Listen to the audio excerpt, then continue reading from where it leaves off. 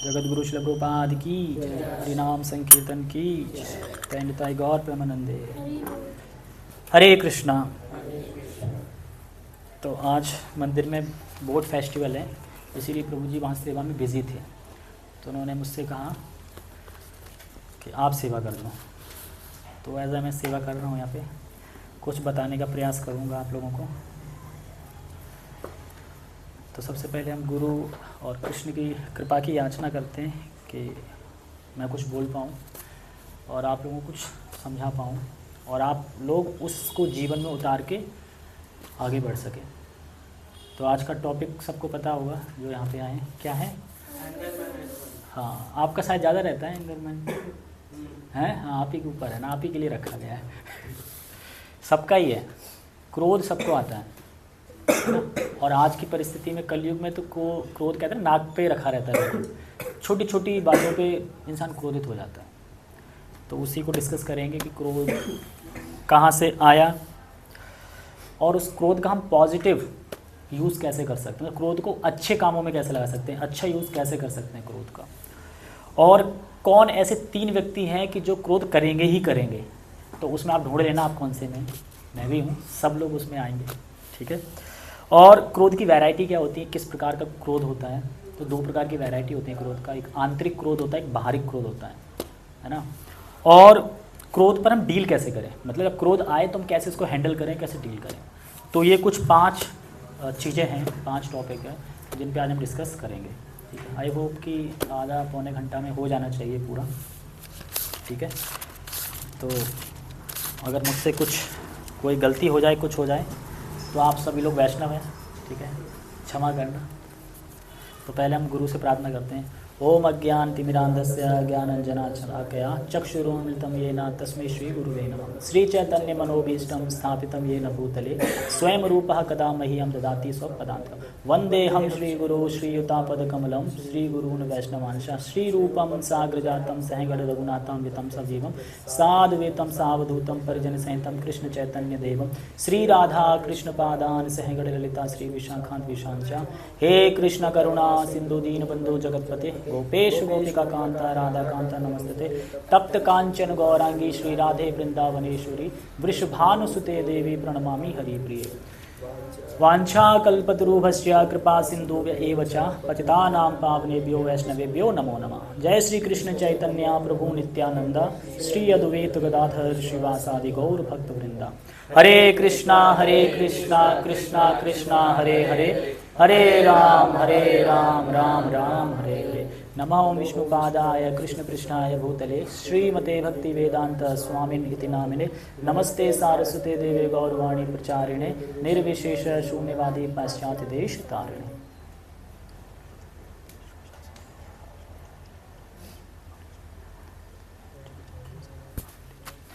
हरे Krishna.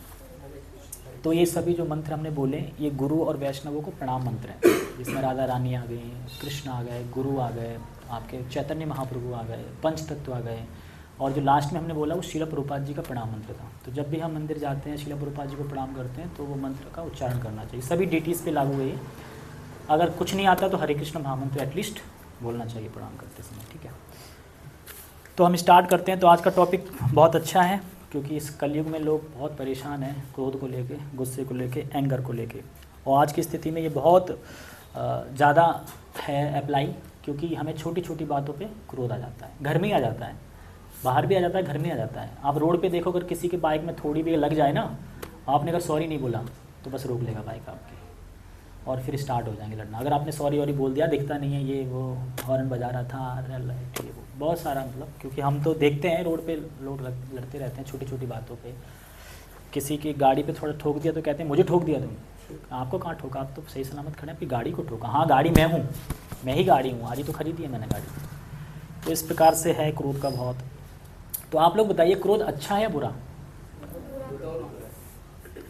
Depend करता है हमसे कहाँ यूज़ कर रहे हैं। हाँ, तो क्रोध अच्छा भी है बुरा भी। नहीं तो क्रोध है क्यों फिर, क्यों इस धरती पे क्रोध है? तो क्रोध अच्छा भी है बुरा भी है, लेकिन हम यूज़ बुरे में करते हैं उसको। हम ज़्यादातर यूज़ क्रोध में किसको करते हैं? बुरी चीज़ों पे यूज़ करते हैं, जहाँ पे बस कि सत्यानाश हो जाए किसी का, अपना या फिर सामने वाले का। पर गीता में जो शरद ऋतु है, जो शरद ऋतु की बात बताया गया है, तब शरद ऋतु की बात बोला है, 6 जो ऋतु 6 शत्रु के बात, शत्रु शरद ऋतु रिपु ऋतु का मतलब शत्रु है। अच्छा। हाँ, तो उसमें 6 ऋतु के अंदर क्रोध है। हाँ, मतलब हाँ। लालच हो, हिंसा हो, क्रोध तो हिंसा ही है, नेगेटिव एनर्जी है। हाँ, वो एनर्जी है और वो भी भगवान से ही आई है कि भगवान ने अगर उसे डिस्कस किया है तो बनाया तो भगवान ने ही है ना, क्यों बनाया है, तो यही तो डिस्कस करेंगे। भगवान ने बनाया है, उसका यूज़ कैसे करना है, हमें हर चीज़ को राइट वे पे यूज़ करना है, तो हमारी क्या है, ज़िंदगी स्मूथ चलेगी एकदम, है ना। अगर हम उसको रॉन्गली यूज़ करेंगे तो फिर परेशानी होगी आपको भी होगी और जिसके प्रति कर रहे हो उसकी भी होगी।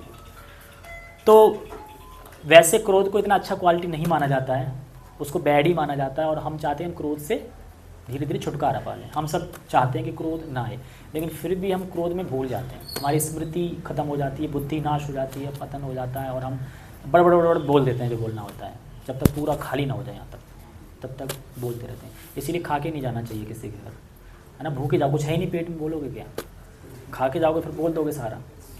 मजाक कर रहा हूँ। तो जैसे कि आपने एक हॉलीवुड मूवी देखी होगी जिसमें एक हल्क, सबने देखी होगी, कौन ने नहीं देखी, कोई है? अब जो भी मार्वल, मतलब एक हल्क है ना, एक इंसान, जब उसे क्रोध आता है तो क्रोध में क्या होता है, बड़ा हो जाता है, वो नीला हो जाता है, बड़ा हो जाता है, और फिर मार धाड़ करने लगता है। यानी जब तक उसे क्रोध नहीं दिलाओ तब तक सारा सिंपल रहेगा, लेकिन जैसे ही उसे क्रोध दिला दो तो बड़ा हो जाएगा, रूप ले लेगा बड़ा। तो ऐसे ही हम नॉर्मल हैं, बिल्कुल शांत हैं, सब कुछ है, लेकिन जैसे ही हमें क्रोध आता है ना तो हम बड़े बन जाते हैं। फिर सामने वाले को हम क्या देखते हैं, ये तो बदमाश है, मैं अच्छा हूँ। मतलब अपने अंदर सारी क्वालिटी ले आते हैं अच्छी वाली, और सामने जिसको हम क्रोध कर रहे हैं उसके अंदर बैड क्वालिटी देखने लगते हैं। तो ये हमारी गलती होती है, हमें सामने वाले को अच्छा देखना चाहिए, अपने अंदर बैड क्वालिटी देखनी चाहिए। जैसे ही आप ये देखोगे आपका क्रोध खत्म हो जाएगा, क्योंकि बैड क्वालिटी तो हमें भी भरी पड़ी है बहुत सारी। तो वैसे भी अगर एंगर को देखा जाए तो अगर एंगर के आगे डी लगा दी जाए तो क्या हो जाएगा, डेंजर। यानी ये डेंजर है, अगर एंगर आपने किया तो आप डेंजर स्थिति में पड़ेंगे ही पड़ेंगे, क्योंकि एंगर से बहुत घर बर्बाद हुए हैं, इस क्रोध से बहुत घर बर्बाद हुए हैं, रिश्ते बर्बाद हुए हैं, तलाक या फिर डिवोर्स जो बोलते हैं वो सब क्रोध के कारण हुए हैं। हर कोई चाहता है मैं खुश रहूँ, मैं सेंटर में रहूँ, तो ये अहंकार की भावना, क्रोध की भावना ये कराती है। अब जैसे कि आपका कोई शत्रु है लेकिन दूर है वो, अब आप उसके प्रति आपके अंदर एक क्रोध का ज्वाला, लावा यहाँ धड़क रहा है, ठीक है, और आपने उस लावे को हाथ में पकड़ रखा है और आप बस वेट कर रहे हैं कि वो इंसान सामने आ जाए और मैं उस पर दे मारूं। तो अब वो इंसान सामने कब आएगा ये तो पता नहीं, लेकिन लावा आपने कहाँ पकड़ रखा है, अपने हाथ में, तो जल कौन रहा है, जिसने ले रखा है। यानी वो जब आएगा तब मारोगे आप, लेकिन जब तक वो नहीं आ रहा है लावा तो आपने अपने हाथ में पकड़ रखा है, तो यानी जल तो आप रहे हैं। तो नुकसान किसका है, जो क्रोध कर रहा है उसका नुकसान है, क्योंकि आपने लावा रख रखा है ना। तो आप अब जल रहे हैं, मैं छोड़ूंगा नहीं, मैं ये कर दूंगा, आप टेंशन में हैं, वो मस्त खा भी रहा है, आप टेंशन में हैं। तो इसी प्रकार से हमें इससे बचने का प्रयास करना चाहिए। तो बहुत सारी चीज़ें ऐसे हैं जिससे हम समझ सकते हैं कि हम क्रोध को कैसे अच्छी चीज़ों पे लगा सकते हैं, कब क्रोध करना चाहिए, कब क्रोध नहीं करना चाहिए, ये सारी चीज़ें हैं। क्योंकि क्रोध से सिर्फ नुकसान होता है, फ़ायदा भी होता है अगर हम उसका अच्छा यूज़ करेंगे तो। और जब साथ में क्रोध आता है तो अगर हम एक चीज़ कर लें तो क्रोध से बच सकते हैं, हम चुप हो जाएं, बस क्या कर लें, साइलेंट हो जाएं। जब भी क्रोध आए आप चुप हो जाओ, आप 5 मिनट बोलो मत। आप नहीं बोलोगे तो आपका क्रोध शांत है। क्रोध एक वेग है, मतलब कि इमोशन है, एक वेग है, ये आता है, अगर आपने तुरंत इस पर कार्य नहीं किया तो धीरे धीरे ठंडा हो जाएगा। होता है ना, जैसे कभी कभी आस पड़ोस में लड़ाई होती है तो ले जाओ घर ले जाओ, मतलब खींचते हैं ना, अरे ले जाओ अंदर, क्योंकि अंदर ले जाएंगे 5 मिनट बचे रहेंगे तो क्रोध शांत हो जाएगा। लेकिन अगर आपने छोड़ दिया तो फिर वो क्रोध एक महा रूप ले सकता है लड़ाई का। तो फर्स्ट टॉपिक हमारा क्या है कि क्रोध आया कहाँ से आया क्रोध। प्रभु का कोई गुण है, अच्छा, एक गुण प्रभु में पाए जाते थे, ये भी गुण भगवान में है। क्रोध का स्रोत नफरत ही है, स्रोत नफरत से ही क्रोध आता है। हाँ, आप किसी से दुश्मनी कर रहे हैं तो क्रोध आता है, लेकिन ओरिजिन कहाँ का है, क्रोध वैसे कहाँ से आया, ये ओरिजिन तो नहीं माना जाएगा। मतलब वैसे कि क्रोध तो पहले से है ना, तभी तो किसी ने नफरत करी, तो वो तो खाली प्रकाशित हो गया, क्रोध तो रखा है अंदर, लेकिन वो रिएक्ट नहीं कर रहा। रिएक्ट तब कर रहा है जब ऐसी परिस्थिति आई। क्रोध तो पहले से ही है ना, काम क्रोध लोग तो भरा पड़ा है आपके अंदर पहले से ही। वो रिएक्ट तब करता है जब परिस्थिति आती है। जैसे अगर आपके अंदर कोई बैड हैबिट है तो वो कब नज़र आएगी, जब बैड हैबिट वाले लोग आपके संग आ जाएंगे, चलो आज चलते हैं जुआ वगैरह खेलते हैं, बियर वगैरह पीते हैं, तो वो हैबिट आ जाएगी। लेकिन अगर नहीं मिलेगा तो दबी रहेगी। तो बताते हैं सारी सृष्टि कहाँ से आई, सारी सृष्टि किसने बनाई, भगवान ने बनाई। तो ये क्रोध भी भगवान से ही आया। कैसे, भगवद गीता में श्लोक आता है, यदा यदा ही धर्मस्य ग्लानिर्भवति भारत अभ्युत्थानम धर्मस्य तदात्मानं सृजाम्यहम्। इसके बाद परित्राणाय साधूनां विनाशाय च दुष्कृतां धर्म संस्थापनार्थाय संभवामि युगे। तो इसमें जब कहते हैं ना परित्राणाय साधूनां विनाशाय च दुष्कृतां, मतलब मैं दुश्मनों का जो असुर प्रवृत्ति है उनका विनाश करने के लिए आता हूँ। तो बिना क्रोध के विनाश कर सकते हैं भगवान? किसी को अगर विनाश करना है तो क्रोध तो होगा ही होगा, बिना क्रोध के तो नहीं कर सकते। कोई भी आप लोग कभी भी देख लेना, आप किसी को थप्पड़ भी मारोगे तो बिना क्रोध के थप्पड़ मार सकते हो किसी को? जब पहले आपके अंदर क्रोध आएगा फिर आप रिएक्ट करोगे, फिर आप थप्पड़ मारोगे। तो भगवान भी क्रोध का यूज़ करते हैं, लेकिन वो कब करते हैं, धर्म संस्थापना, मतलब धर्म की स्थापना करने के लिए, अच्छी चीज़ों के लिए क्रोध करते हैं। तो इससे हमें ये पता चलता है कि भगवान दुष्टों का संहार करने के लिए आते हैं, नाश करने के लिए आते हैं, तो वो भी अपने गुस्सा का प्रयोग करते हैं। जैसे भगवान भगवद गीता में कहते हैं कि अर्जुन जाओ घोषणा कर दो मेरे भक्त का कभी नाश नहीं होता। तो ये वर्ड भी भगवान ने क्रोध में ही बोला है कि मेरा भक्त चाहे अनक्वालिफाइड हो या उससे कुछ गलती हो जाए या कुछ भी हो जाए, लेकिन मेरे भक्त का कभी नाश नहीं होता। तो कहने का अर्थ यह है कि ये क्रोध भी गुस्सा है, तो ये गुस्सा भी भगवान के अंदर है और भगवान से ही गुस्सा आता है। जो ऑरिजिन जो स्रोत है वो भगवान है, मतलब क्रोध, क्योंकि हम भगवान के अंश हैं। भगवान में पूरी मात्रा में कोई क्वालिटी होती है, गुण होती है, हमारे ऊपर अंश मात्रा में होती है। जैसे भगवान के 6 ऐश्वर्य हैं, भगवान पूर्ण रूप से वैरागी हैं, पूर्ण रूप से सुंदर हैं, पूर्ण रूप से ऐश्वर्यवान हैं। हम भी हैं कहीं ना कहीं, ऐश्वर्यवान भी हैं, गुणवान भी, लेकिन कम कम कम। भगवान पूर्ण रूप से रहते हैं और फुल रहते हैं। ऐसा नहीं है कि भगवान की कोई क्वालिटी अगर कहीं दे दी तो कम होगी भगवान में क्वालिटी। भगवान हमेशा 100 में 100 रहते हैं, यानी 100 ले लो भगवान से तो भगवान में 100 ही बचता है। भगवान से 10 निकालोगे तो भी भगवान में 100 ही बचेगा। लेकिन हमारे पास ऐसा नहीं है। हम तो अगर कोई 100 है, 100 में 50 देंगे तो 50 ही बचेगा हमारे पास। 50 तो ले लिया ना, लेकिन ये भगवान में नहीं होता। तो वैसे देखा जाए तो गुस्सा जो क्रोध है वो ज़्यादातर बैड हैबिट मानी जाती है, बुरा माना जाता है, लेकिन कभी कभी अच्छा भी होता है। तो दूसरा अपना टॉपिक है कि पॉजिटिव यूज़ कैसे करें क्रोध का, है ना। तो अगर हम ये समझ लेंगे कि पॉजिटिव यूज़ कैसे करना है क्रोध का, तो हम क्रोध से बच सकते हैं और धीरे धीरे क्रोध को ख़त्म भी कर सकते हैं, मतलब मिनिमाइज़ कर दोगे आप बहुत। तो पहला है आत्म सुधार के लिए क्रोध करना चाहिए। आत्म सुधार मतलब खुद के लिए, सेल्फ रिफॉर्मेशन, आत्म सुधार, उसके लिए हमें क्रोध यूज़ करना चाहिए। जैसे पर प्रभु यहाँ पे ये पॉइंट में सहमत नहीं हूँ, क्योंकि जब आप आत्म सुधार के लिए क्रोध की बात कर रहे हो तो it is actually motivation which is a different quality. हाँ, सिर्फ आत्म सुधार का जो फंक्शन है वो मोटिवेशन है, वो एक दूसरा शब्द है। क्रोध इज ए डिफरेंट वर्ड। जैसे कि हनुमान जी ने क्रोध किया, लंका जलाई थी तब किया था कि नहीं किया था, लेकिन होश था ना उन्हें कि मैं कहाँ कर रहा हूँ, कैसे कर रहा हूँ। ऐसा तो नहीं क्रोध में सब कुछ ही जला दिया। विभीषण का घर बचा था ना, क्यों छूट गया एक? पर ये पॉइंट मैं इसीलिए बोल रहा हूँ क्योंकि जो व्यक्ति आपके ऊपर अटैक कर रहा है, जो अटैक कर ये आत्म सुधार जो मैं बता रहा हूँ, वो भी खुद को हनुमान ही समझ रहा है। मेरा पॉइंट समझ रहे हो? तो अगर आपने वो भी तो विनाश आए जब दुष्कृत करके ही तो आपके ऊपर अटैक कर रहा है। तो अगर अपने क्रोध को जस्टिफाई करोगे तो मतलब हिंसा कोई मतलब एक्चुअली यू आर जस्टिफाइंग हिंसा। ठीक, मैं पूरा लेक्चर कंप्लीट कर लूँ, हो सकता है आपका आंसर मिल जाए, फिर बात करते हैं इस पर, ठीक है, क्योंकि अभी आगे बहुत कुछ है इसमें। तो आत्म सुधार किस चीज़ के ऊपर? जैसे कि आप सुबह उठना चाहते हो जल्दी पर उठ नहीं पा रहे, तो आप किस पे क्रोध करोगे? पड़ोसी पे? खुद पे करोगे कि नहीं करोगे? तो ये क्रोध अच्छा है कि नहीं अच्छा है? अरे यार मैं आज भी लेट हो गया, आज भी नहीं उठ पाया, मुझे उठना था, मेरे सारे साथी उठ गए पर मैं रह गया, उठ नहीं पाया। तो खुद पे क्रोध करोगे तो क्रोध के कारण आप उठने लगोगे, क्यों? आज मैं उठ के ही रहूँगा। तो ये क्रोध में बोलता है ना, आज बिट लगी, आज मैं कल मैं सुबह उठ के ही रहूँगा और मंदिर जाके दिखाऊंगा। आपने अपने आप पे संकल्प कर लिया क्रोध में, तो आप उठोगे। तो इस तरीके का जो क्रोध है आत्म सुधार के लिए, मतलब कि हमारे खुद के लिए।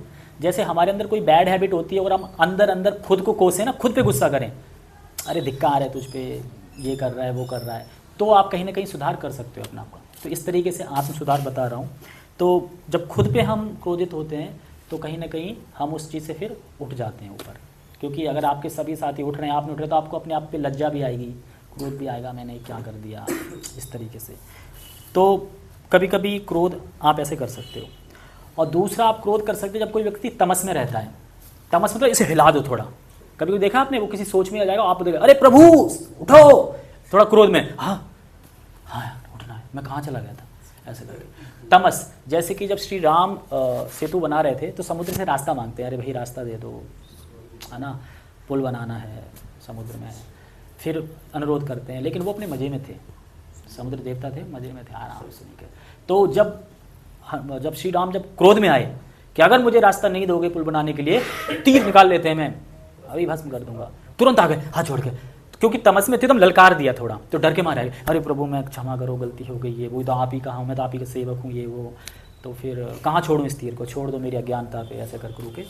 तो मतलब समझाने के लिए बता रहा हूँ आपको कि तमस हिला दिया एकदम। तो तमस में जब किसी को हिला देते हैं तो ये क्रोध भी अच्छा है कि उसको एकदम पता चल जाता है कि चीज़ें क्या है, मैं कहाँ गलती कर रहा हूँ।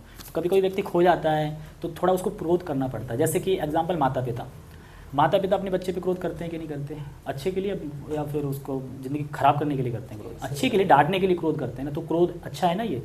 तो इस तरीके से हम क्रोध को यूज़ कर सकते हैं आत्मसुधार के लिए, ठीक है, क्योंकि ऐसा करेंगे तो वो व्यक्ति सुधरेगा उस क्रोध से। और इसीलिए ये ओरिजिन है कि भगवान से क्रोध आया, कि हम कैसे कैसे यूज़ कर सकते हैं क्रोध का। लेकिन चक्कर ये है कि हमारा मन अनकंट्रोल है, इसलिए हम उस क्रोध को नेगेटिव चीज़ों में लगा देते हैं। हम सोचते हैं कि क्रोध उसी तभी करना चाहिए जब किसी की ऐसी तैसी करनी है, किसी की बैंड बजानी है उस पर क्रोध करना। हम ये नहीं सोचते किसी के सुधार के लिए आप क्रोध कर सकते हो। तो कभी कभी सुधार के लिए माता पिता भी करते हैं। जैसे एक बार श्रील प्रभुपाद जी से एक व्यक्ति थे, तो कह रहे स्वामी जी ये क्या है, भक्ति भक्ति लगा रखा आपने, भक्ति भक्ति क्या होता है, क्या कृष्ण क्या कर लेंगे, भक्ति भक्ति कृष्ण कृष्ण करते रहते हो। तो श्रील प्रभुपाद जी को क्रोध आता है, उसकी काल पकड़ लेते हैं और कहते हैं जब तुम कृष्ण को सरेंडर करोगे तब कृष्ण करेंगे। तो चौंक जाता है तमस में, अच्छा, एकदम बात उसकी बैठ जाती है कि जब मैं सरेंडर करूंगा तब कृष्ण करेंगे। आप सरेंडर नहीं कर रहे हो, सोच रहे हो कृष्ण सब कुछ कर दें, सब कुछ कर दें, तो कैसे कर देंगे। आपको सरेंडर तो होना पड़ेगा ना, थोड़ा बहुत तो भगवान के चरणों में प्रार्थना करनी पड़ेगी, जाना पड़ेगी, कुछ आपको त्याग करना पड़ेगा, यानी कुछ छोड़ना पड़ेगा। आप अगर ये सोच लो कि मैं सब ले लूँ और कृष्ण भी मिल जाए तो ये इम्पॉसिबल है, ऐसा नहीं हो सकता। आपको थोड़ा त्याग करना पड़ेगा। त्याग मीन्स ऐसा नहीं कि पैसा दे दो, त्याग मीन्स सुबह उठना पड़ेगा, थोड़ा नींद का त्याग करना पड़ेगा, थोड़ा दोस्ती यारी कम करके थोड़ा भगवान के पास जाना पड़ेगा, उनसे बातें करना पड़ेगा, तो भगवान को फ्रेंडशिप बढ़ाओ, भगवान से प्रार्थना करो, भगवान से बोलो, थोड़ा डिवोटी का संग करो, जो भक्त है उनका संग करो, यार दोस्तों का छोड़ के। और यहाँ क्लास होती है तो क्लास में आओ रेगुलरली। खाना तो रेगुलर खाते हैं ना, कभी है कि खाना आज छुट्टी, आज नहीं खाना खाऊंगा, खाना तो चाहिए, लेकिन क्लास की बोलो तो आज आ पाएंगे, कल नहीं आ पाएंगे, या नेक्स्ट क्लास में नहीं आ पाए, क्यों, बीमार हो गए, कहीं कुछ हो गया, लेकिन खाना तो आप रोज ही खाते हैं। तो ये चीज़ें हैं जो हमें देखनी चाहिए। और जो दुष्टता है, जो अन्याय है, जो दुष्ट लोग हैं, उनके ऊपर हम क्रोध कर सकते हैं। जैसे चैतन्य महाप्रभु नित्यानंद प्रभु के ऊपर क्रोध किए थे। कब? जब जगाई मधाई नित्यानंद प्रभु जाते हैं कि हरे कृष्णा आप भगवान का नाम लीजिए, तो वो क्रोधित होकर क्या करते हैं, उनका सर फोड़ देते हैं। तो चैतन्य महाप्रभु जाते हैं और क्रोध आता है उनको। क्यों? क्योंकि जब कोई भक्त के प्रति अपराध करता है, भक्त को कष्ट देता है, तो आपको क्रोध करना चाहिए। एक भगवान, गुरु और भक्त, अगर इनके पीछे कोई गलत बोल रहा है, लड़ाई कर रहा है, झगड़ा कर रहा है, गाली दे रहा है, तो आप वहाँ पे क्रोध यूज़ कर सकते हो। उसके लिए इज द गुड ये एंगर है, उसको क्रोध कर सकते हो इस तरीके से। तो बाकी कहीं पे किसी पर अन्याय हो रहा हो तो वहाँ भी आप क्रोध कर सकते। मान लो किसी पे कोई अन्याय कर रहा है, कोई अबला नारी है उसके प्रति, तो आप बोल सकते, क्रोध कर सकते, भाई ऐसे कैसे कर रहे हो, वहाँ कर सकते हो। तो ये सब चीज़ें हैं जो कि आप पॉजिटिव यूज़ कैसे कर सकते हो क्रोध का, ये सब चीज़ें हैं। जैसे मैंने अभी बताया कि हनुमान जी ने भी क्रोध का पॉजिटिव यूज़ किया। क्रोधित होना और क्रोध करना, ये दोनों अलग अलग बात है। एक तो एज आप जैसे माता पिता हैं, तो माता पिता अंदर से क्रोधित नहीं है, लेकिन अपने बच्चे को ऐसे दिखा रहे हैं कि मैं क्रोध में हूँ और डांट रहे हैं उसको। अंदर से क्रोधित नहीं है, अंदर से कूल है बिल्कुल। लेकिन अगर अंदर से ही क्रोधित हैं तो ये गलत है। आप ऐसा दिखाओ कि आप क्रोध में हो, आप समझाने के लिए बोल रहे हो, लेकिन खुद कूल हो आप। तो ऐसे ही हनुमान जी वैसे क्रोधित नहीं है, वो तो भगवान के नाम में, रमण में मस्त हैं, लेकिन रावण को ये दिखा रहे हैं कि देखो जब एक छोटा दूत, तुच्छ दूत ये कर सकता है, तो सोचो राम क्या करेंगे, सरेंडर कर दो, सीता को दे दो। लेकिन मूर्ख रावण क्या कहता है, नहीं मैं नहीं दूंगा, मैं सर कटा सकता हूँ पर सर झुका नहीं सकता। तो हनुमान जी कहते हैं अवश्य सर कटेगा, तथास्तु, कटता है फिर। थर्ड क्या था कि अब हमारा नेक्स्ट टॉपिक है कि अब भला क्रोध किसको आएगा ही आ गया। कौन ऐसे व्यक्ति हैं कि जिनको क्रोध नाक पे रखा रहता है, क्रोध आएगा ही आएगा, मतलब न चाह के भी उनको क्रोध, थोड़ा बस पिंच मार दो क्रोध आ जाएगा। एक वो व्यक्ति पहले हैं जो कि नियंत्रण करने का पागलपन है जिनके अंदर, मैं नियंत्रक हूँ, मैं नियंत्रक हूँ। तो वो ऐसा सोचते हैं कि सारा कुछ मेरे अनुसार चले, मेरी बीवी मेरे अनुसार चले, मेरा ऑफिस का जो मालिक है मेरे अनुसार चले, मेरे बच्चे मेरे अनुसार चले, मेरे पड़ोसी मेरे अनुसार चले, पड़ोसी की बीवी मेरे अनुसार चले हैं। ये नहीं कर सकते, कर तो कुछ भी नहीं सकते। तो वो सोचता है सब कुछ एज इट मेरे अनुसार चले, और जब मेरे अनुसार सोचोगे होगा आपके अनुसार, क्योंकि भगवान ने क्या है भगवत गीता में, कौन सा श्लोक है 2.47, कर्मण्येवाधिकारस्ते मां फलेषु कदाचन माम कर्म फल हेतुर भूमा ते संगस्तु कर्मणि। यानी कर्म करने का अधिकार है, पर कर्म का जो अब जो रिजल्ट क्या आएगा उस पर अधिकार नहीं है, वो मैं दूंगा। जो आपके भाग्य में है, कर्मों पे है, प्रारब्ध से वो मिलेगा। आप अगर सोच लो कि मैंने इतना किया तो इतना मिलेगा, क्योंकि अब कोई व्यक्ति कहे मेरे अनुसार चलेगा तो वो क्रोधित होगा ही होगा, क्यों, उसके अनुसार चलने वाला नहीं है। और उसकी भावना क्या बनी हुई है कि मेरे अनुसार चले, मेरे अनुसार चले। जैसे कि ऑफिस में है, बहुत मेहनत कर रहा था, सब कुछ कर रहा था, प्रमोशन नहीं हुआ, अब बॉस में जाके झिड़ गया, मेरा प्रमोशन क्यों नहीं हुआ, मैंने इतना किया उतना किया। अरे भाई किया है लेकिन अब नहीं हुआ, तो क्रोध आएगा ही आएगा। लेकिन अगर आप ये सोच नहीं रहे हो कि मेरे अनुसार नहीं चलेगा, ये जगत तो भगवान के आज्ञा के अनुसार चल रहा है, प्रकृति इसे कंट्रोल कर रही है, 3 गुण इसे कंट्रोल कर रहे हैं, तो फिर क्रोध नहीं आएगा। तो ऐसे व्यक्ति को क्रोध आएगा आएगा जो अपने आप को नियंत्रण का पागलपन है, जिसके अंदर मैं नियंत्रण कर लूँगा। दोस्तों में भी मेरे हिसाब से चलना चाहिए, खेल में मेरे हिसाब से चलना चाहिए, इंडिया पाकिस्तान का मैच हो रहा है तो मेरे हिसाब से कौन जीतेगा वो होना चाहिए, नहीं हुआ तो टीवी फोड़ दूंगा।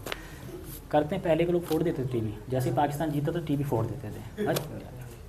तो एकदम बिल्कुल इफेक्ट है ये।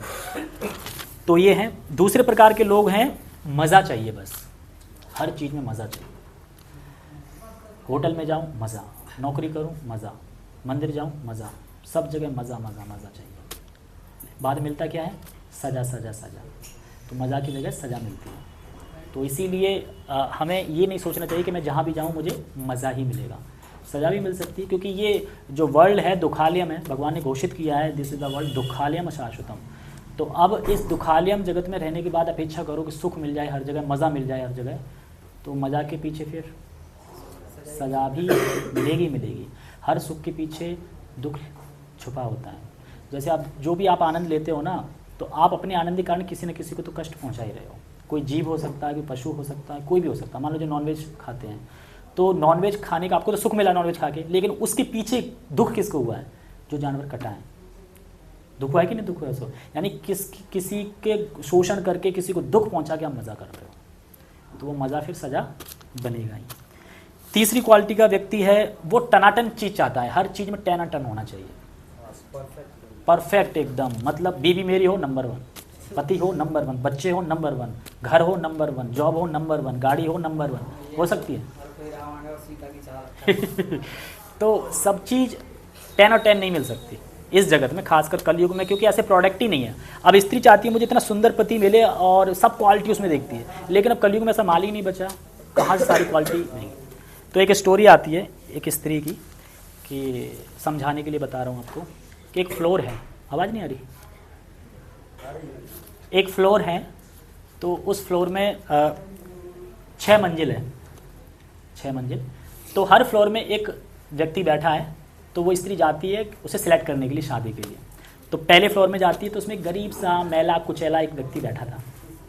कहती है अरे ये अच्छा नहीं है, छोड़ो दूसरे फ्लोर पे चलते हैं, क्यों पता है ना और फ्लोर है आगे, दूसरे फ्लोर पे चलते हैं। दूसरे पे गई, तो वहाँ पे बढ़िया हेल्दी बैठा था नौजवान, लेकिन पैसा नहीं था उसके पास। कह रहा है इससे शादी करके क्या करूँगी, पैसा नहीं है, हेल्प तो है लेकिन पैसा नहीं है ना। तो कहते नेक्स्ट फ्लोर पे चलते हैं। 3rd फ्लोर पे गई, तो 3rd पे हेल्दी भी था, पैसा भी था, लेकिन सास ससुर खराब थे।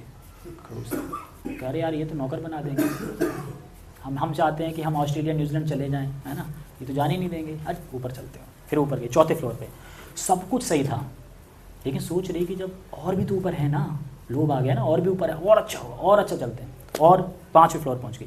वहाँ बैठा था एक राजकुमार जिसके बहुत सारे मंत्री थे, जायदाद सब कुछ था, उसको भी ठुकरा देती। क्यों? एक और है ना।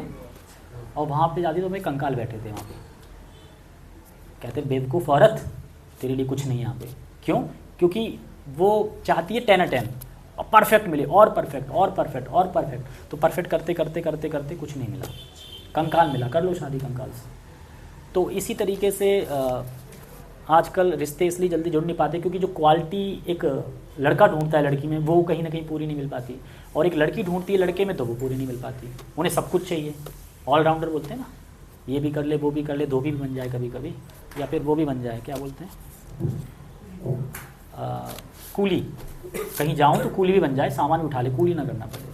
अब ऐसी डिमांड रहेंगी तो कलयुग में तो अब मुश्किल ही है। फिर तो आप शिव जी की उपासना करो, प्रकट होंगे, सतयुग में जाके मिलेगा कोई, तो बहुत मुश्किल है। तो ये जो 3 प्रकार के लोग हैं, इनकी लाइफ में तो क्रोध बना ही रहेगा। क्यों? क्योंकि इनकी डिमांड ऐसी है और ये कलयुग में पूरी हो नहीं सकती, तो इसलिए प्रॉब्लम है। और क्रोध गहरा कब होता है? जैसे मान लो क्रोध पहले तो फीका फीका होता है, लेकिन गहरा कब होता है? जब आप उस पर मनन करते जाते, सोचते जाते उसी बात पे, मैं छोड़ूंगा नहीं, मैं, उसने मुझे क्यों बोल दिया, उसने मुझे बोला क्यों, तुमने सब्जी में नमक डाल दिया ज़्यादा, क्यों बोला उसने मेरे पति, छोड़ूंगा नहीं, या सास ससुर ने कमेंट क्यों कर दी, सब्जी में नमक ज़्यादा था, अरे था, अकेले बोल देते, मेरे पति के सामने बोल दिया सास ससुर ने, नहीं, तो फिर वो कभी ना कभी इकट्ठा लावा हो जाएगा, फिर एकदम निकलेगा, एकदम बम की तरह, विस्फोटक की तरह निकलेगा। इस तरीके से 4th क्वालिटी क्या है कि 2 प्रकार की वैरायटी के क्रोध होते हैं। 2 प्रकार की, मतलब कि एक तो क्रोध ऐसा होता है कि जो ना आओ देखते हैं ना ताओ देखते हैं, एकदम उगल देते हैं सारा, और एकदम फिर खा जाते हैं, अब अच्छा लग रहा है सारा कुछ, अरे तूने ये कर दिया, अरे इसको ले लिया, इसको ले लिया, ये कर दिया, वो कर दिया, जल्दी जल्दी भड़ा अपनी भड़ास निकाल देंगे, और भड़ास निकालने के बाद शांत हो जाएंगे, खाली खाली लग रहा है। तो ये लोग होते हैं जो एकदम एट अ टाइम क्रोध बोल देते हैं सामने वाले, ये नहीं देखते कि इसका परिणाम क्या होगा, परिणाम क्या नहीं होगा, किस स्थिति में कोई सामने बैठा है, कहाँ बोलना है, क्या, कोई मतलब नहीं है। और फिर पता बाद में क्या कहते हैं अपने आप को सही साबित करने के लिए, देखो हम दिल के बहुत सच्चे हैं, जो मुंह में आता है बोल देते हैं, हम दिल के बहुत अच्छे हैं क्योंकि हम रखते नहीं हैं अंदर, हम जो कुछ है बोल देते हैं। तो क्या अच्छी क्वालिटी है कि जो मुंह में आए बोल दो। एक सच भी तब सच बोलना चाहिए, भगवत गीता में कहते हैं कि सामने वाले को प्रिय भी लगे। ऐसा सच तब नहीं बोलना चाहिए जब उसको अप्रिय लगे, यानी सच भी कब बोलना है, जो प्रिय लगे, है ना, नहीं तो फिर आपके सच से अप्रिय लग गया तो उल्टा ही हो जाएगा। जैसे कथा आती है ना एक ऋषि की, कि कुछ चोर गाय की हत्या करने के लिए जा रहे थे जंगल, तो गाय चली गई उसमें। अब ऋषि बोले बताओ गाय किधर गई है, अब सच बोल दे, ये गई है काट लो, झूठ बोलना पड़ेगा ना, नहीं मैंने नहीं देखा। तो कहीं कहीं सच कैसे बोलना चाहिए, जो प्रिय लगे, दूसरे का जो भला करे, इस प्रकार से। तो ये विस्फोटक क्रोध होता है, जो एकदम भड़क उठते हैं विस्फोटक की तरह, विस्फोट मतलब एकदम ब्लास्ट कर देते हैं, और बाद में अपने आप को बोलते हैं कि देखो मैं तो सही हूँ, दिल का ये मैं तो बोल दिया एकदम ये। तो ये अच्छी क्वालिटी नहीं है। और दूसरे प्रकार के तो एकदम ही अति कर रखी है, जो दूसरी वैरायटी है, बाहर से तो ऐसे दिखेंगे बिल्कुल क्रोध नहीं है, एकदम शांत। पत्नी पूछती है सुनो ना आज लग रहा है आप गुस्सा हो क्या, गुस्सा, बिल्कुल गुस्सा नहीं हो, लग रहा है मुझे क्या पागल कुत्ते ने काटा है जो मैं गुस्सा होऊंगा, लेकिन गुस्सा भरा है और बोल भी रहा है दांत को पीस पीस के, लेकिन कह रहा है गुस्सा नहीं हो। तो ऐसे लोग होते हैं धृतराष्ट्र की तरह। धृतराष्ट्र ने अपने अंदर गुस्सा, ये लावा क्रोध का ऐसे दबा रखा था। क्यों? क्योंकि जो भीमसेन उन्होंने 100 के 100 पुत्रों का वध किया था धृतराष्ट्र के। अब ये लावा उसके अंदर में बैठा था, बाहर से तो सही था, हाँ हाँ पांडव के पुत्र आ गए, आओ आओ आओ युधिष्ठिर महाराज आओ गले मिलो, है ना, उसके बाद फिर अर्जुन गले मिलो, ऐसे करते करते भीम का नंबर आया। लेकिन उसे भीम के प्रति बहुत क्रोध था और वो लावा यहाँ पे ढक रखा था। जैसे भीम जाते हैं अरे ताऊ में सुधर गए, चलो बढ़िया गले मिलते हैं, और गले मिलते हैं तो भगवान रोक देते हैं। तो दुर्योधन जिससे प्रैक्टिस करता है भीम के एक पुतले से, उसको रख देते हैं आगे स्टैचू को, और जब स्टैचू को रख देते हैं तो स्टैचू को इस तरीके से दाबता है, पीस देता है कि उसका चकनाचूर कर देता है। सोचो अगर भीम होते तो हड्डी पसरी सब तोड़ जाए, इतना लावा भरा था। यानी ये लोग बैठे रहते हैं शांत एकदम, और कब एकदम विस्फोट होगा कह नहीं सकते, क्योंकि एकदम लावा रखते रखते रखते रखते एकदम लावा निकल पड़ता है उनके उससे। तो इसीलिए हमें धृतराष्ट्र नहीं बनना है। क्योंकि न धृतराष्ट्र बनना है और ना वो बनना है जो एकदम शुरू कर देते हैं क्रोध आते ही, ना आओ देखते हैं ना ताओ देखते हैं। इन दोनों चीज़ों से बचना चाहिए। तो क्रोध से भला प्रॉब्लम क्या होती है? देखो, क्रोध से आपकी हेल्थ इशू भी ज़्यादा बढ़ते हैं। जितना आप ज़्यादा क्रोध करोगे आपके हेल्थ इशू बढ़ेंगे, आपका बीपी, आप हमेशा हाई टेम्परेचर पे रहोगे, क्रोध बढ़ेंगे, आपका फोकस नहीं रहेगा किसी चीज़ पे, फोकस करने में बहुत दिक्कत होगी, स्मृति चली जाएगी आपकी, कम होने लगेगी, बुद्धि धीरे धीरे नष्ट होने लगेगी क्रोध से। ये मैं नहीं कह रहा हूँ, भगवान भगवद गीता में कहते हैं। 2.63 नंबर श्लोक है, क्रोधादि भवति सम्मोहा सम्मोहा स्मृति विभ्रमम स्मृति विभ्रम बुद्धिनाशो प्रणश्यति। यानी जब कोई व्यक्ति क्रोध करता है तो उसकी स्मृति क्या हो सकती है? स्मृति है ना, वो डाउन होने लगती है, स्मृति चली जाती है। स्मृति जाने से क्या धीरे धीरे उसका बुद्धि का नाश होने लगता है, वो डिसाइड नहीं कर पाता क्या करूँ, कि बुद्धि खत्म होगी ना, अच्छा क्या है बुरा क्या नहीं कर पाता, उसके बाद उसका पतन हो जाता है बुद्धि नाश होने के बाद। ये सब क्रोध के ही सिम्टम है। क्रोध से आप पतन हो सकता है आपका, आप बिल्कुल गड्ढे में गिर सकते हैं जाके, मतलब बिल्कुल पशु योनि में जा सकते हैं। पशु योनि मतलब क्या, आपकी मानसिकता चेतना पशु योनि में चली जाएगी। और आप सब लोगों ने अनुभव किया होगा, कोई मैं नई बात नहीं बता रहा हूँ, कि जब क्रोध आता है तो आप सोच पाते हैं क्या करना है क्या नहीं करना है? मुश्किल। क्यों? भगवान ने पहली भगवद गीता में कह दिया स्मृति का नाश हो जाता। आप सोच नहीं पाते कि मैंने पहले क्रोध किया तो मैंने पश्चाताप किया था और तब मैंने खूब सोचा था मैं अब क्रोध नहीं करूंगा, लेकिन वो सोचना ही खत्म हो जाता, आप सोच ही नहीं पाते और बुद्धि फिर काम नहीं करती और फिर आप पतन को प्राप्त हो जाते हैं। तो इसीलिए क्रोध के ऊपर एक कथा आती है रामायण में। एक ब्राह्मण क्रोध के कारण एक कुत्ता बन गया था। ब्राह्मण था, बढ़िया चल रहा था, लेकिन क्रोध के कारण उसको अगला जन्म कुत्ते का मिला। सुनी होगी स्टोरी, सबने सुनी कुत्ते की स्टोरी? नहीं सुनी? सुनाऊं? है ज़्यादा बड़ी नहीं, छोटी सी है, लेकिन प्रेरणादायक है। कि एक जब श्री राम और सब कुछ अयोध्या में लौट के आ गए थे और जब बहुत अच्छे से राज्य चल रहा था, तो श्री राम ने एक घंटा लटकाया था कि जिस किसी भी कंप्लेंट होगी तो वो कंप्लेंट के लिए घंटा बजाएगा, और जब घंटा बजाएगा तो फिर उसकी कंप्लेंट ली जाएगी और उसका निवारण किया जाएगा। तो 1000-2000 साल निकल गए, किसी ने घंटा नहीं बजाया। क्यों? क्योंकि राम राज्य में कोई दुखी नहीं था, किसी की कंप्लेंट नहीं थी। लेकिन एक दिन अचानक घंटा बजा तो सब चौंक गए, घंटा बजा है, ये अयोध्या में ऐसा कौन है कि जो भाई जिसे संकट है कुछ? तो श्री राम कहते हैं लक्ष्मण से, लक्ष्मण देख के आओ कौन है, बुला के लाऊं राज्यसभा में। तो जाते हैं, आते हैं और वापस आ जाते हैं कि कोई है ही नहीं, घंटा तो बज रहा था। फिर से बजा घंटा, देखो लक्ष्मण घंटा बज रहा है, तुम कह रहे कोई है नहीं, जाओ देखो। अच्छा फिर जाते हैं, जय श्री जैसे आ गया भैया, जाते हैं तो देखते हैं कि नीचे कुत्ता है जिसका सर फटा हुआ है, खून निकल रहा है और दांत से खींच के रस्सी से घंटा बजा रहा है। तो कुत्ता बोला अपनी भाषा में, लक्ष्मण तो जानते थे सारी भाषा, तो कहता मुझे कष्ट है, मुझे देखो कितना मारा है एक व्यक्ति ने, इसीलिए मैं कंप्लेंट करने आया हूँ उस व्यक्ति की। तो लक्ष्मण कहते कुत्ता कंप्लेंट करने? ठीक है, वो तो अब सब प्रजा तो सब होता है, प्रजा में पशु पक्षी सब आते हैं, जानवर वगैरह। ठीक है तो बताओ। फिर आपको क्यों बताऊँ, आप राजा हो, राजा को बताऊँ मैं? राजा कौन है? राजा तो श्री राम है। अच्छा तो उनने ही भेजा है मुझे, मैं क्यों मानूं क्या उनने भेजा है? ऐसे ही आ गया, मैं सिर्फ राजा से बताऊंगा अपनी परेशानी और किसी से नहीं। तो लक्ष्मण कहते चलो फिर राजा के पास, आपके साथ क्यों जाऊँ, ऐसे कैसे जाऊँ? तो लक्ष्मण कह रहे यार ना तो मुझे बता रहा है ना चल रहा है, कैसे होगा? तो राम वापस, लक्ष्मण वापस गए राम के पास। तो राम से कहते वो आने को राजी नहीं, ये कुत्ता है, एक डॉग है। कुत्ता है? हाँ कुत्ता है। अच्छा तो लेके आओ ना। कि नहीं आ रहा वो। तो क्यों नहीं आ रहा? अरे भाई समाधान चाहते हो तो यहाँ तो आना पड़ेगा ना राज्यसभा में, पूछ के आओ क्यों नहीं आ रहा। तो फिर गए लक्ष्मण, कह रहे भाई चलो आप, राम जी बुला रहे हैं आपको। तो कह रहे देखिए लक्ष्मण, आप जानते हो मैं कुत्ता हूँ, मैं इंसान तो हूँ नहीं, और कुत्ते की जो अंदर की एंट्री है वो बैन है, मतलब एक कुत्ता राज्यसभा में नहीं जा सकता। ये बात आपको नहीं पता है पर मुझे पता है। जब तक आप स्पेशल रिकमेंड नहीं लाओगे श्री राम का हस्ताक्षर कि हाँ कुत्ता आ सकता है, मैं तब जाऊँगा।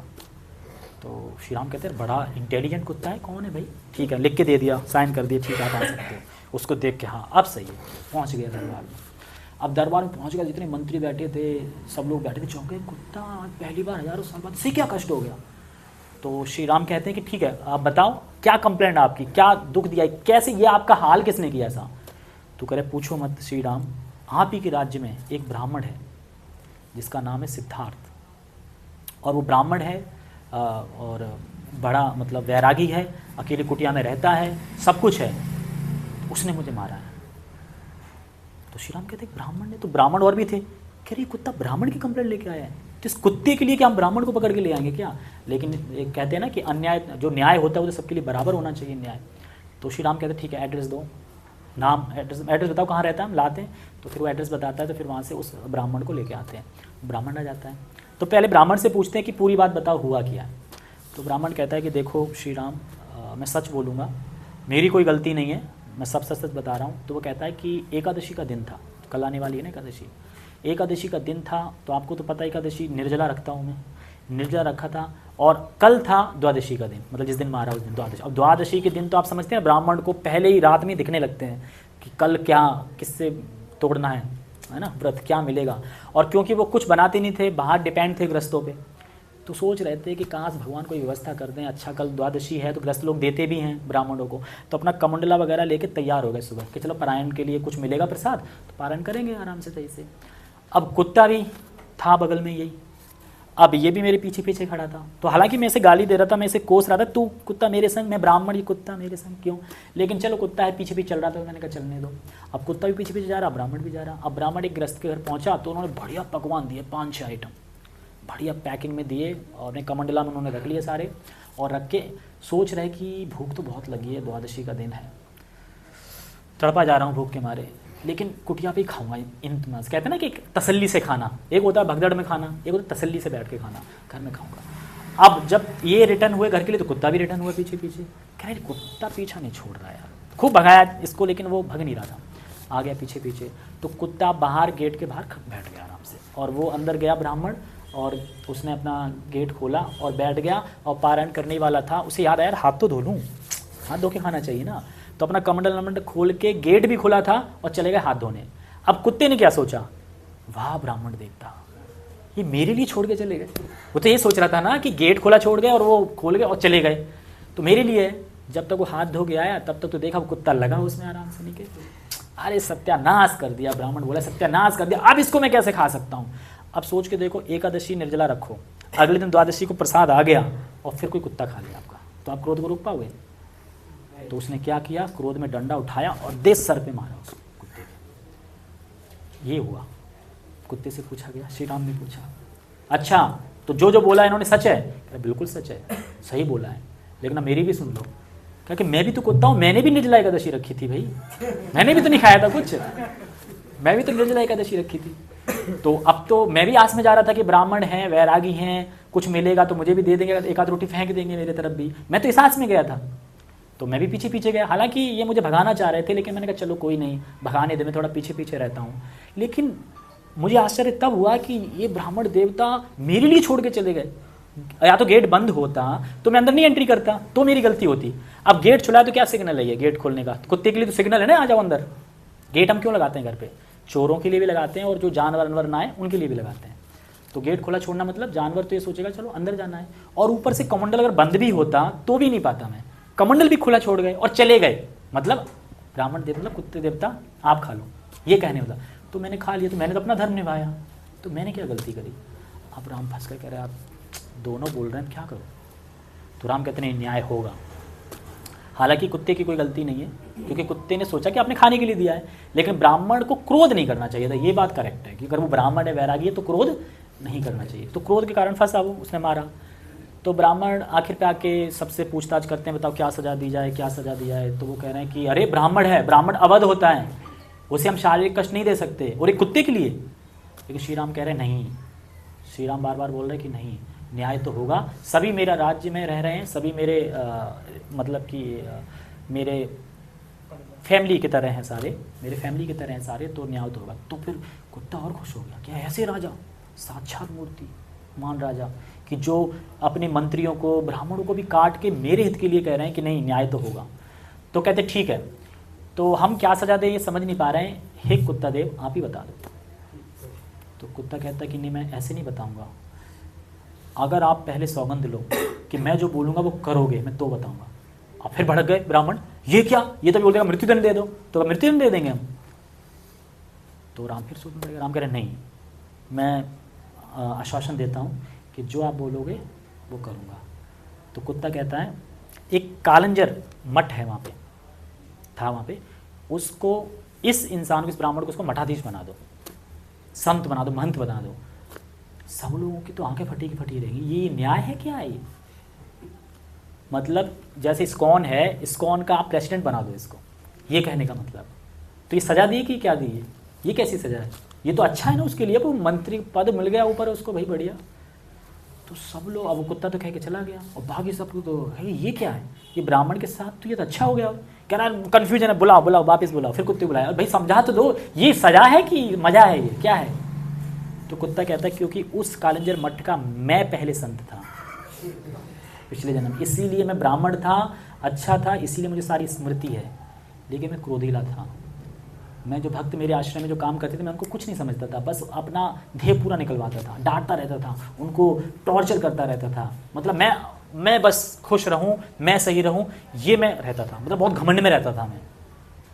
तो उस क्रोध के कारण मुझे कुत्ता बनना पड़ा। और क्यों? मैंने देख लिया इसके अंदर भी क्रोध है, ये आज मठाधीश बनेगा, कल क्रोध करेगा और ये फिर कुत्ता बनेगा, और कुत्ता बनेगा तब उसको सजा मिलेगी। क्योंकि अगर मैं थोड़ी बहुत सजा दे दूंगा, अभी पीटा पीटी, तो कुछ नहीं भूल जाएगा, लेकिन जीवन भर फिर कुत्ता जितने भी साल जीता है उतने साल कुत्ते में जब रहेगा तो कितना कष्ट होगा, पल पल ये सोच के रोएगा। तो इस तरीके से उसको फिर कालंजर का मठाधीश बना दिया। तो इसीलिए जो क्रोध है इसको हमें कैसे डील करना चाहिए क्रोध को। वैसे तो देखो नॉर्मली जो क्रोध को कम करने का एक ही मात्र उपाय है कि आप स्पिरिचुअल प्रैक्टिस करो, भगवान का नाम लो, भगवान से प्रार्थना करो, बुक्स पढ़ो, रीडिंग करो। इससे क्या है कि आपका स्वभाव धीरे धीरे धीरे धीरे धीरे तमोगुण से सतोगुण में उठने लगेगा। और जो क्रोध है वो तमोगुण की उपज है, तमोगुण के कारण ही क्रोध आता है। तो जब तमोगुण कम होगा, सतोगुण बढ़ेगा, तो क्रोध अपने आप कम होने लगेगा। अगर होगा भी तो आप हैंडल कर लोगे, मतलब होगा भी तो हनुमान जी की तरह, मतलब लिमिट में, आपको पता है कि मैं क्या कर रहा हूँ, मैं क्या नहीं कर रहा हूँ। ये तो हो गया एक स्पिरिचुअल, मतलब डील कर सकते हैं। लेकिन अगर सामान्य देखा जाए कि सामान्यता अगर हम इसको कैसे संभालें, तो इसको आप ये सोच सकते हैं कि जो भी सिचुएशन है और जो भी मुझे प्रोवाइड है, जो भी व्यक्ति है मेरे साथ, जो भी सिचुएशन है, ये सब मेरे कर्मों के द्वारा है। यानी अगर कोई व्यक्ति मुझसे कुछ दोष निकाल रहा है, मुझसे कुछ बुरा बोल रहा है, मेरी पत्नी ठीक नहीं है, पड़ोसी ठीक नहीं है, या फिर कोई भी एवरीथिंग, कोई भी सिचुएशन जो मेरे सामने है, ये एक्चुअली इनमें कमी नहीं है, ये मेरे ही कर्मों के कारण उपस्थित हुई है। ये अगर आप सोच लोगे हर जगह तो आपको क्रोध नहीं आया। क्यों? क्योंकि मेरे ही बोया हुआ सामने आया है। देखो माता हो, पिता हो, पत्नी हो, बच्चे हो, ये आपके कर्मों के कारण ही आपको मिलते हैं, सुख दुख देने के लिए। क्योंकि भगवान, अब आपके कर्मों में सुख दुख दोनों लिखा है। सुख किससे देंगे? पत्नी से। दुख किससे देंगे?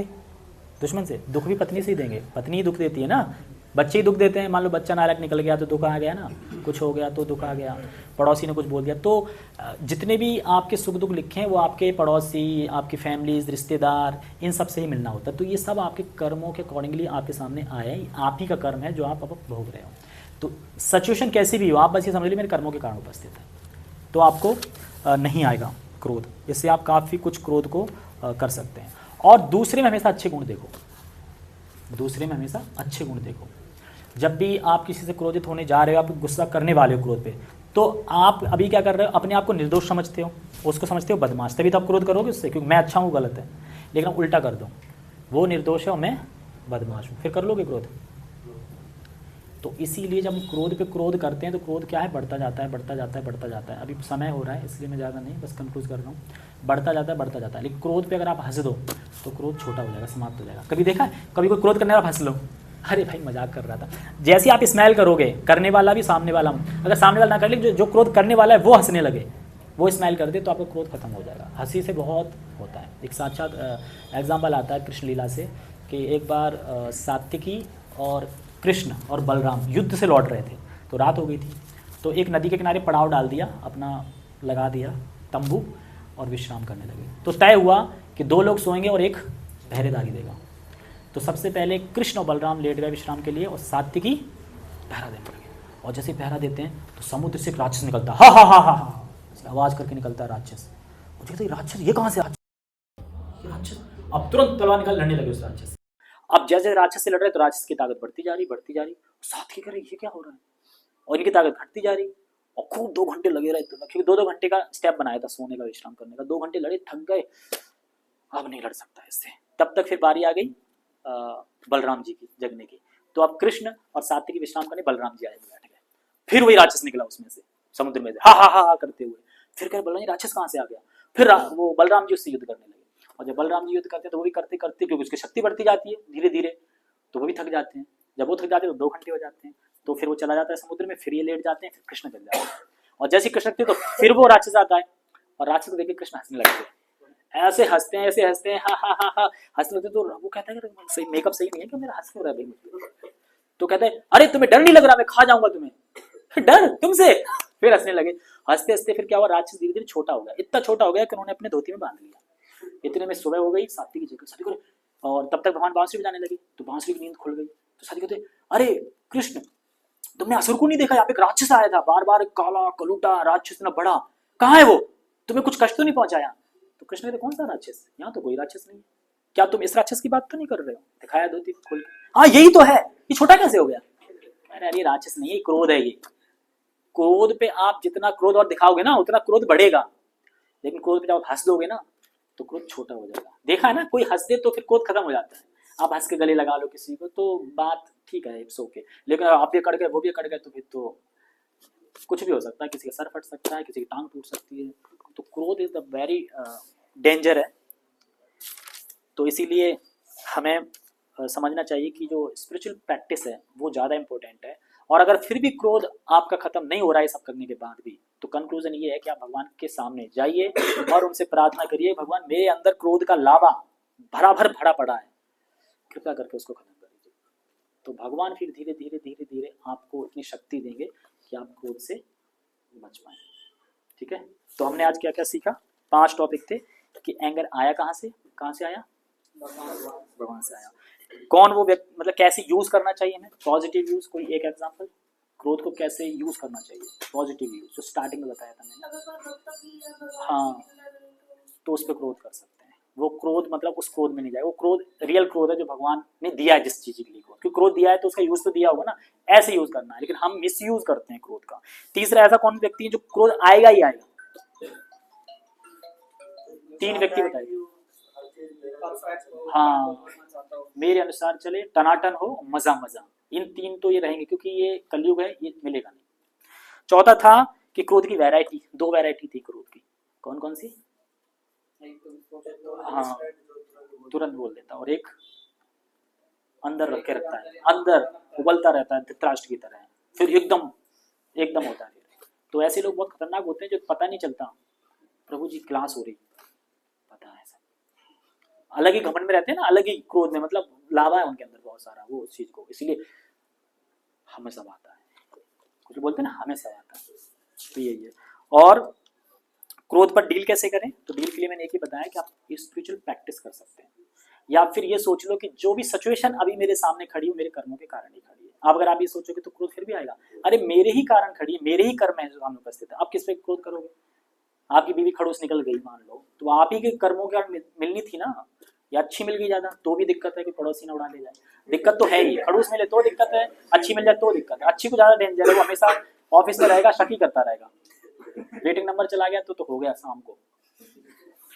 तो कम अच्छी मिले, ठीक मिले, चरित्र वाइज ठीक हो, वो ठीक है, ज्यादा मन लगे। श्रील प्रभुपाद जी की वाइफ से ज्यादा अटैचमेंट नहीं था, इसीलिए उन्होंने संन्यास ले पाया। ज्यादा ही खूबसूरत बीवी होती तो शायद हम ना होते, कौन ही नहीं होता शायद। तो अच्छा है, उनके पिताजी कहते हैं कि बेटा अब है, अच्छा है कि बीवी तुझे कम पसंद है, कम से कम आगे चल के भक्ति में कोई दिक्कत नहीं होगी। जिसकी बीवी ज़्यादा सुंदर होती है तो फिर वो उनके कहने पे चलता है ना, ये भी हो जाता है, तो अटैचमेंट हो जाती है एक तरीके से। तो कुल मिला के हमें ये समझना है कि क्रोध से हमें इसी तरह डील करनी चाहिए कि इसको हम समझे ये हमारा ही कर्म है जो सामने आया है, और हम भगवान से प्रार्थना करें, प्रेयर करें और स्पिरिचुअल प्रैक्टिस करें, माला करें। माला से क्रोध बहुत जल्दी कम होता है, क्योंकि माला जब करते हैं, भगवान का नाम लेते हैं, तो भगवान का नाम हमारे हृदय में जाता है, और हृदय में ही सारे ये बैठे हैं राक्षस, तो ये धीरे धीरे धीरे ये भागते हैं, फिर कहते हैं अरे चलो चलो यहाँ तो भगवान का नाम आ गया, भागो भागो, इस तरीके से। ठीक है, हरे कृष्णा। जगत गुरु श्रील प्रभुपाद की जय।